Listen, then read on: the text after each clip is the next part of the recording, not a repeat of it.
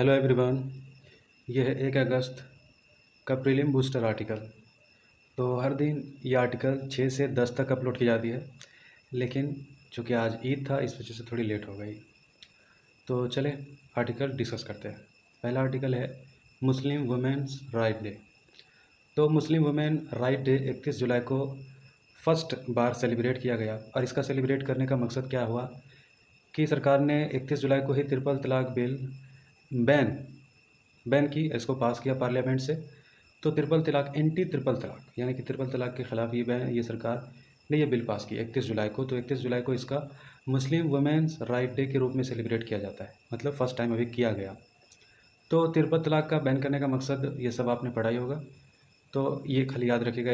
इसके अंदर क्या है कि ट्रिपल तलाक जो 3 बार बोल करके तलाक दी जाती है, तो ये नॉन कॉग्निजेबल और नॉन बेलेबल ऑफेंस होगा। यानी कि अगर इस तरह की कोई अगर करता है इस तरह से, तो अगर एडमिनिस्ट्रेशन को पता चला तो ये बेल भी नहीं होंगी और फिर उनको पूरा सज़ा मिलेगा। और यहाँ पर सज़ा है 3 साल की, ठीक है, 3 साल की सज़ा है, और ये सज़ा को एक्सटेंड भी की जा सकती है और जुर्माना भी हो सकता है।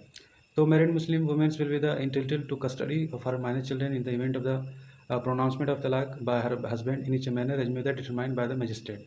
तो ये मजिस्ट्रेट डिक्लेयर करेगा, वुमेन वो बताएंगी कि उनको वाकई में तलाक दिया गया, तो मजिस्ट्रेट इस बात को फैसला करेगा। 3 साल के लिए सज़ा हो सकती है, ठीक है, जो कि नॉन बेलेबल और नॉन कॉग्निजेबल होगा। तो तकरीबन माइनॉरिटी अफेयर मिनिस्टर का कहना है कि इससे 82% तलाक के केसेस में डिक्रीज़ देखने को मिला, और बाकी के देशों में भी ट्रिपल तलाक को प्रैक्टिस नहीं किया जाता है, जैसे कि Saudi Arabia, Morocco, Afghanistan, Pakistan. अगला आर्टिकल है गांधी किंग बिल। तो गांधी जी और मार्टिन लूथर किंग, ये दोनों एक बहुत बड़े नेता थे। तो इन्होंने अपने अपने देश में काफ़ी बड़ी भूमिका निभाई। तो इनके लिए एक स्टडी की जा रही है नॉन वायलेंस के ऊपर। इनके लाइफ में जो एक्टिविटी इन्होंने जो किया, इनके बारे में स्टडी की जाएगी। यूएसए और भारत का इसमें सहयोग है, ठीक है। तो ये प्रपोज्ड है US agency for international development and the government of India. तो महात्मा गांधी और मार्टिन लूथर किंग से ये गांधी किंग बिल जुड़ा हुआ है, इसको याद रखिएगा। अगला आर्टिकल है अगला आर्टिकल है इंडियन रेड स्नैक। तो प्रीलिम्स इन्वायरमेंट से आर्टिकल को रिलेट कीजिए। तो इंडियन रेड स्नैक क्या है? ये एक सांप है जो कि आम भाषा में इसको, हमारे डोमेस्टिक लैंग्वेज में इसको धमनी सांप कहा जाता है गाँव में। तो ये काफ़ी भारी भरकम होता है, 6 फीट तक लंबाई इसकी हो जाती है, और अक्सर ये देखा जाता है कि काफ़ी सुस्त होता है, और ये इंसानों पर हमला नहीं करता, जानवरों पर भी हमला नहीं करता जो इनसे बड़ा होता है। लेकिन जब कोई इसको जब बहुत ज़्यादा उकसाए या फिर इनको थ्रेट पहुँचाए, तो ये मतलब फुफारता है, यानी कि उसको डराने की कोशिश करता है, लेकिन ये काटता नहीं है। और किसानों को इसको फ्रेंड कहा जाता है, क्योंकि ये बहुत सारे चूहे होते हैं जो खेत को होल कर देते हैं, जड़ों को काट देते हैं, तो उनको ये खाने का काम करता है। तो ये है।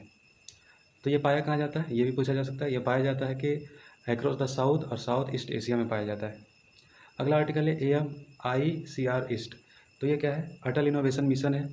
तो अटल इनोवेशन मिशन ये क्या है कि स्टार्टअप को बूस्ट करने का, और उसके लिए creating high performing startup. AIM iCREST has been designed to enable incubation ecosystem act as an growth hack for AIM Atal establish incubator across the country.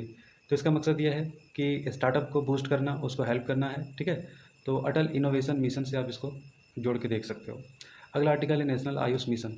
तो नेशनल आयुष मिशन हमारे आयुष मिनिस्ट्री के अंदर है, और एक वेब पोर्टल जो है AYUSH mission, national AYUSH mission नाम के जो है बनाई गई है, जो state annual action plan submit की जाएगी वहाँ पर। Utilisation certificate, physical financial progress report, information related to DBT, मतलब आयुष मिनिस्ट्री एक वेबसाइट बनाई गई है जिसके ऊपर इससे संबंधित सारी चीज़ें अपलोड की जाएगी।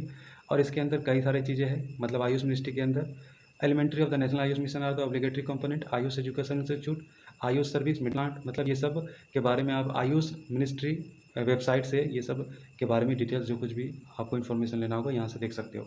Ayush education institution, AYUSH service, medical plants, quality control of AYUSH and drugs, flexible component, AYUSH wellness and controls comprising yoga naturopathy, telemedicine, sport medicine, AYUSH innovation, AYUSH including public private partnership.